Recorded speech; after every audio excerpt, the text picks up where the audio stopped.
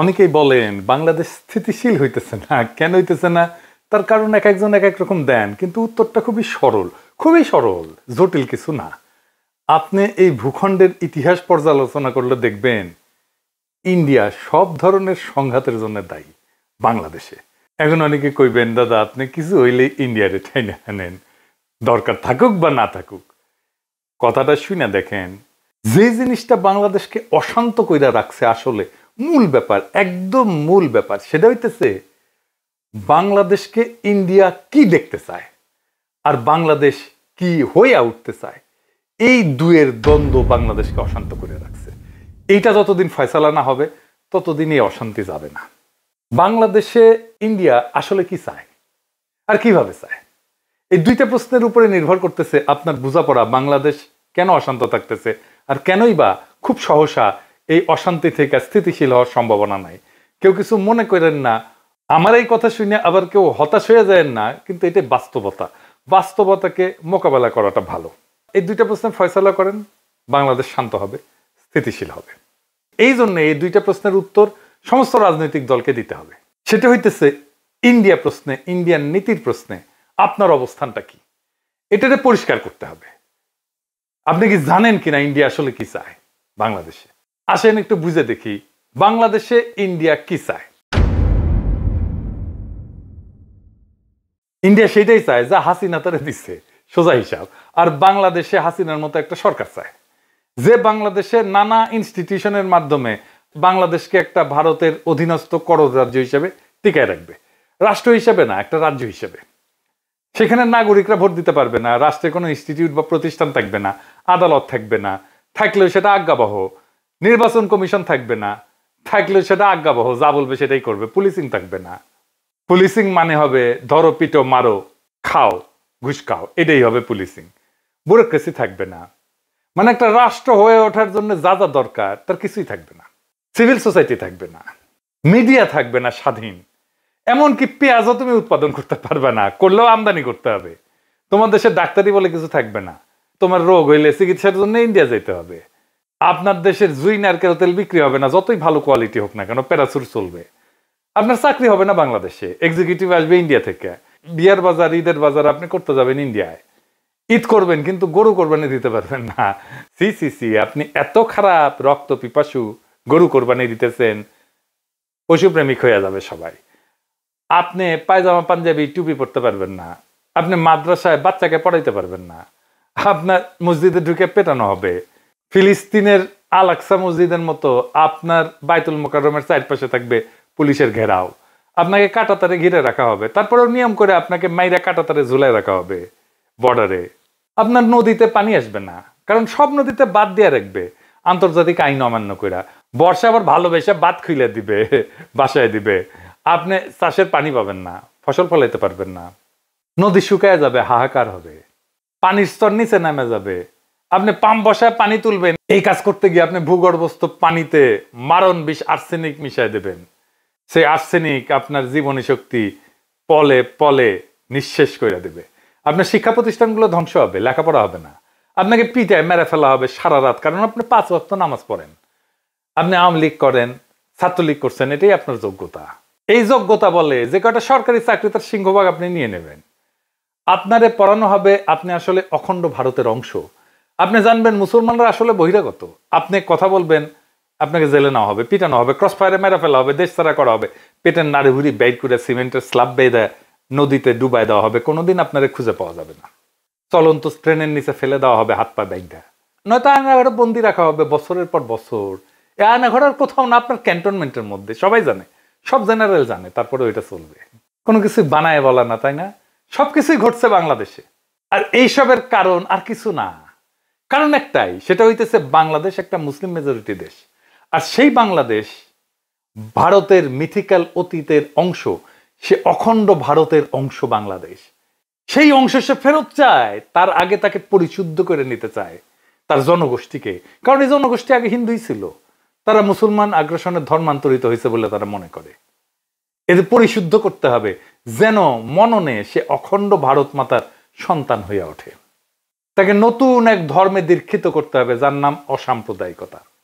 এই অসাম্প্রদায়িকতার ধর্মে আপনি কোরবানি দিলে সাম্প্রদায়িক বর্বর, কিন্তু পয়লা বৈশাখের নামে অষ্টমীর এক ডালিয়া উদযাপন করতে পারবেন। আপনি বুঝবেনই না যে আসলে আপনার পয়লা বৈশাখের আড়ালে আপনি আসলে দুর্গাপূজার অষ্টমী করতেছেন।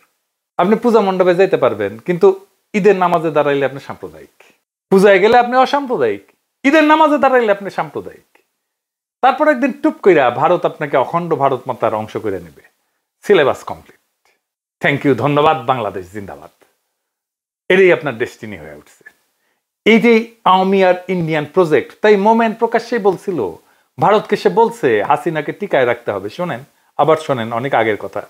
আমি ভারতে গিয়ে যেটি বলেছি যে শেখ হাসিনাকে টিকে রাখতে হবে। শুনেছেন? শুধু তাই না, ভারত আর বাংলাদেশের স্বার্থ যে এক, সেটাও সে ঘোষণা করছে। ভারতের বিজয়ই আমাদের বিজয়। শুনেন, আমাদের বিজয় ভারতের বিজয়, বুঝছেন? আমাদের উন্নয়ন ভারতের উন্নয়ন, ভারতের উন্নয়ন আমাদের উন্নয়ন। তাইলে আপনার মূল সংকট হচ্ছে আপনার বাংলাদেশ রাষ্ট্র থাকবে কিনা। এই যে ইন্ডিয়ার প্ল্যান, সে হায়দ্রাবাদ খাইছে, সে গোয়া খাইছে, সে জুনাগড় খাইছে, সে সিকিম খাইছে, সে কাশ্মীর খাইছে, একইভাবে বাংলাদেশকে খাইয়ে নেবে। সে তার অখণ্ড ভারতকে সম্পূর্ণ করবে, যেটা তার স্বপ্নে আছে, যেটা তার সংসদ ভবনে লাগাইছে, অখণ্ড ভারত। তাই বাংলাদেশের সার্বভৌমত্বের সংকট আপনার প্রধান সংকট। আপনার প্রধান আশঙ্কা মহাভারতে বিলীন হয়ে যাওয়ার আশঙ্কা। এই আশঙ্কাকে আমরা আসলে কিভাবে মোকাবেলা করব? এখন প্রথমত আমাদের দেশের ভেতর একটা শক্তিশালী জাতীয় ঐক্য লাগবে। সেই জাতীয় ঐক্যের সম্ভাবনাকে সবসময় ধ্বংস করে দেয় ইন্ডিয়ানরা। আমি কাউকে উদ্দেশ্য করে বলতেছি না, কিন্তু আপনারা দেখছেন বৃহত্তর জাতীয় ঐক্য কারা নষ্ট করছে, যেটা 5ই আগস্টে তৈরি হয়েছিল, জুলাই আগস্ট বিপ্লবে তৈরি হয়েছিল। জাতির যে আকাঙ্ক্ষা কারা কিভাবে ধ্বংস করছে সেটা আপনারা দেখছেন। 2 নম্বরে রাষ্ট্রের প্রতিষ্ঠানগুলো পুনর্নির্মাণ করতে হবে, যেগুলো হাসিনা ভেঙে দিয়ে গেছে, যেটাকে সংস্কার বলতেছে প্রফেসর ইউনূসের সরকার। তার ফলে রাষ্ট্রের প্রতিষ্ঠানগুলো যে ধ্বংস করছে হাসিনা, তা পুনর্গঠিত হবে সংস্কার করলে। এই জন্য এত সংস্কার সংস্কার সংস্কার সংস্কার শোনা হচ্ছে। কোন সংস্কার করতে দিতে চাচ্ছে না কারা আপনারা জানেন? আপনারা দেখতেছেন সংস্কার করতে যে নির্বাচনে দেরি হইলে বাধা দিবে বিএনপি। এই বছরই নাকি সংস্কার সম্ভব, দিল্লি স্টারে মাহফুজ আনাম কইছে। কই থেকে আসছে? দিল্লি স্টারে মাহফুজ আনাম যখন লেখে, এটা কই থেকে আসে? এটা দিল্লি থেকে আসে। দিল্লি থেকে কয়া দেয়, মাহফুজ আনাম লিখে দেয়, চেপে দেয়। নির্বাচন বিএনপি কবে চাইছে? 2025-এর মার্চ এপ্রিলে, সেই 2024-এর ডিসেম্বরে চাইছে। আমি বেনে বেনে করছি না, দেখেন ডিসেম্বরে করছে আগামী 3-4 মাসের মধ্যে নির্বাচন চাই। এইটা স্যার তারিখ দেখান। বিএনপির নেতারা কি ব্যাখ্যা দিবেন? 2025-এর এপ্রিলে কেন চাইছিলেন বা মার্চে কেন চাইছিলেন নির্বাচন? আপনি তো এখন ডিসেম্বরে চান নির্বাচন, মানে আপনি এখন কনভিন্স যে ডিসেম্বরের আগে নির্বাচন সম্ভব না। তাইলে মার্চ এপ্রিলে কেন চাইছিলেন? এটা কি খেলা পাইছেন ভাইজান? দেশের ভাগ্য নিয়ে, দেশের ভবিষ্যৎ নিয়ে খেলা এটা? সিরিয়াস চিন্তা না করে একটা কথা কয়ে দিবেন আপনি? তাহলে তো সিনিয়র নেতারা। আবার দেখেন বিএনপি স্পষ্ট করে বলছে, বর্তমানে দেশে আলোচিত প্রায় সব সংস্কার প্রস্তাবই আমাদের 31 দফায় অন্তর্ভুক্ত আছে। তার মানে সংস্কার করার দরকার নাই। এটা তারেক রহমান বলছেন নভেম্বরের 14 তারিখ 2024 রাষ্ট্র কাঠামো মেরামতের রূপরেখার 31 দফা ও নাগরিক ভাবনা শীর্ষক সেমিনারে বলছেন। খুব ভালো কথা, মেনে নিলাম যে এই 31 দফায় হইতেছে সংস্কার। তাইলে 31 দফায় তো সব সংস্কার আছে, তাই না? তারেক রহমানই তো কইছে, তাই তো বলছেন তারেক রহমান। এটা করতে কত টাইম লাগবে বিএনপির? বিএনপি এইটা বলছে তারেক রহমানের বক্তব্যের সপ্তাহ 3 পরেই, যে কত সময় লাগবে সংস্কার করতে। 3 থেকে 4 মাস লাগবে এই সংস্কার করতে। যেই সংস্কারের আলাপ হইতেছে সেটাই 31 দফায় আছে, আর সেই সংস্কার করতে 3 থেকে 4 মাস সময় লাগবে বিএনপির কথায়। তাইলে বর্তমানে দেশে আলোচিত প্রায় সব সংস্কার প্রস্তাবই যদি বিএনপির 31 দফায় অন্তর্ভুক্ত থাকে, আর সেই সংস্কার করতে যদি 3 থেকে 4 মাস লাগে, তাহলে কি বিএনপি 31 দফা ক্ষমতা নেওয়ার 3 থেকে 4 মাসের মধ্যে বাস্তবায়ন করে দেখাবে? পারবে? হুদাই একটা কথা বলে দিলেই হইল। যাই হোক, বাদ দেন। এরপরে আমাদের আর কি লাগবে? এটা খুব গুরুত্বপূর্ণ, আসেন এটা একটু বুঝে দেখি।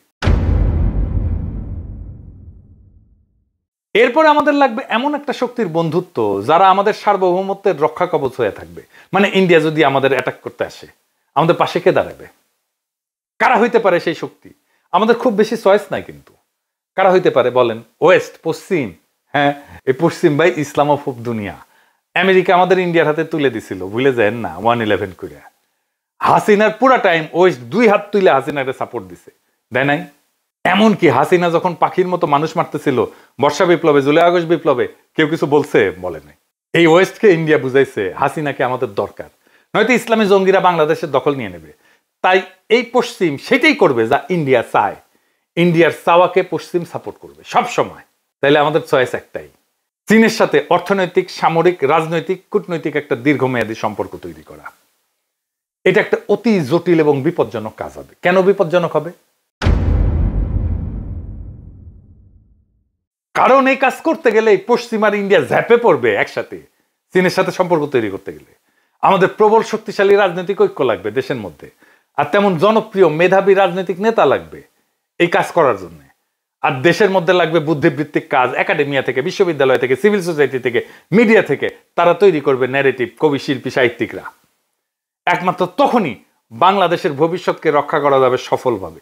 মনে রেখেন, এই কাজটা যারাই অ্যাডভান্স করার সামর্থ্য রাখে তাদেরকে আগে আইডেন্টিফাই করা হবে, আর বাড়তে দেওয়া হবে না। এমন কাজ করার লোক কিন্তু বেশি হয় না, আপনারা জানেন। কিভাবে তাদেরকে বাড়তে দেওয়া হয় না, আমি আপনাদেরকে 2টা এক্সাম্পল দেব, মাত্র 2টা। ব্যারিস্টার মইনুল হোসেন, চেনেন না? খুবই স্ট্রং ন্যাশনালিস্ট, মানিক মিয়ার ছেলে, এলিট ফ্যামিলির ছেলে, ব্যারিস্টার, উচ্চশিক্ষিত, এমপি ছিল তরুণ বয়সে, প্রখর রাজনৈতিক মেধার মানুষ। বাকশালের বিরোধিতা মুজিবের সামনে দাঁড়ায় করছে যে কয়জন বিরল ব্যক্তিত্ব, 2 বা 3 জন, তার মধ্যে সে একজন। কিন্তু সে বাংলাদেশের রাজনীতিতে একজন ফেনোমেন হয়ে উঠতে পারেননি, তাকে স্পেস দেওয়া হয়নি। সালাউদ্দিন কাদের চৌধুরী, তীব্র একজন ন্যাশনালিস্ট নেতা, সাহসী নেতা, তারে তো ফাঁসি দিয়ে দেওয়া হইল। তাই আপনারা খেয়াল রাখবেন, বাংলাদেশের এলিট স্ট্যাবলিশমেন্ট যার পিছে লাগতেছে, মনে রাখবেন সে ইন্ডিয়ার লেজে পাড়া দিছে, তারে খাইয়া দিবে। সেই জন্য এটা একটা যুদ্ধ। আমরা যেটাতে আছি সেটা একটা যুদ্ধ। এই জন্য এটা শান্ত হইতে সময় লাগবে, যতক্ষণ পর্যন্ত না আপনি প্রবল শক্তিশালী হইয়া প্রতিপক্ষকে পরাজিত করতে না পারেন। মনে রাখেন, এই যুদ্ধ আমাদেরই। বাংলাদেশের রাষ্ট্রীয় অস্তিত্ব আজ একটা চূড়ান্ত চ্যালেঞ্জের মুখোমুখি। এটা শুধু ভারতীয় হেজিমনির বিরুদ্ধে না, এটা আমাদের ভবিষ্যৎ প্রজন্মের জন্য, আমাদের আত্মপরিচয়ের জন্য, আমাদের ভাষা, আমাদের স্বাধীনতার আত্মাকে রক্ষার জন্য এক অবিরাম যুদ্ধ। এই যুদ্ধ শুধু সীমান্তে না, এটা চিন্তায়, বুদ্ধিবৃত্তিতে, প্রশাসনে, বিশ্ববিদ্যালয়ে, অর্থনীতিতে, সিভিল সোসাইটিতে, আর প্রত্যেকটা নাগরিকের মনোজগতে। ভারত চায় বাংলাদেশকে একটা পরাধীন করদ রাজ্যে রূপান্তর করতে, তারে খাইয়া ফেলতে, যেখানে আপনি থাকবেন কিন্তু আপনার নাগরিকত্ব থাকবে না, যেখানে আপনার ভূখণ্ড থাকবে কিন্তু রাষ্ট্র থাকবে না। এই যুদ্ধের এক পাশে ভারত, তার গোয়েন্দা সংস্থা, দালাল রাজনৈতিক দল, তার পোষা মিডিয়া, সিভিল সোসাইটি, আর অন্য পাশে আমরা বাংলাদেশের মানুষ, যাদের কাছে এই ভূমি শুধু মাটি না, এটা আত্মমর্যাদা পরীক্ষার ময়দান। ভারতের বিরুদ্ধে এই লড়াই কোনো সামান্য কূটনৈতিক সমস্যা না, এটা একটা মহাকাব্যিক সংগ্রাম, যেখানে জয় পরাজয় শুধু রাষ্ট্রের ব্যাপার না, এটা আত্মারও ব্যাপার। এই যুদ্ধে জেতার জন্য দরকার জাতীয় ঐক্য, প্রাতিষ্ঠানিক সংস্কার এবং ভবিষ্যতের কূটনৈতিক রণকৌশল। দরকার চীনের সঙ্গে সাহসী জোট, দরকার একজন মেধাবী, অকুতোভয় নেতা, যিনি জাতিকে নিয়ে যেতে পারবেন সেই অনিবার্য সংগ্রামের শেষ প্রান্তে। দরকার জাগ্রত একাডেমিয়া আর নির্ভীক বুদ্ধিবৃত্তিক নেতৃত্ব, যারা ইতিহাসের দায় বুঝে আজকের প্রজন্মকে বুঝাতে পারবে আপনার আত্মপরিচয় আজকে আগ্রাসনবাদী ভারতের টার্গেট। মনে রেখেন, ভারত কখনো আপনাকে রাষ্ট্র হিসাবে মানেনি, মনে করছে সে আপনার হারানো অঙ্গ। এই অঙ্গ যে আবার জায়গা উঠছে, নিজের পরিচয় দাবি করছে, এটাই তাদের ভয়। তাই তারা হাসিনার বদলে আর একটা পুতুল সরকার আনতে চায়, যাতে বাংলাদেশ আর কখনো মাথা তুলে না দাঁড়াইতে পারে। কিন্তু ইতিহাসের চাকা ঘুরছে। আজ প্রশ্ন একটাই, আপনি কি এই চক্রান্তের বিরুদ্ধে দাঁড়াতে প্রস্তুত? আপনি কি আপনার স্বাধীনতা, আপনার ধর্মীয় অধিকার, আপনার আত্মপরিচয়, আপনার ভাষা আর আপনার স্বপ্নের বাংলাদেশকে রক্ষা করতে চান? তাহলে এই যুদ্ধ আপনারও। এই যুদ্ধ শুধু নির্বাচন বা সংস্কার নিয়ে না, এটা একটা জাতির আত্মার অস্তিত্ব রক্ষার লড়াই। আপনি যদি এই যুদ্ধে অংশ না নেন, তাহলে একদিন জেগে উঠবেন সেই রাষ্ট্রহীন, আত্মাহীন ভূখণ্ডে যার নাম একদিন ছিল বাংলাদেশ। এখনো সময় আছে, জায়গা ওঠেন, সংগঠিত হন, কারণ এইবার না পারলে আর কোনোবার আমরা পারবো না। বাংলাদেশ বাঁচলে আপনি থাকবেন, বাংলাদেশ গেলে শুধু আপনি, বাংলাদেশ গেলে আপনি শুধু নামে থাকবেন, নাগরিক থাকবেন না। এটা আপনার যুদ্ধ, এটা আপনার সময়, এটা আপনার নিয়তি রচনা করার শেষ সুযোগ। আসেন আমরা আগে যাই সেই ইস্পাত কঠিন ঐক্য গইরা, সেই ইতিহাস রচনা করতে, সেই অনিবার্য বিজয়ের পথে। ইতিহাস অপেক্ষা করতেছে। ইনকিলাব জিন্দাবাদ।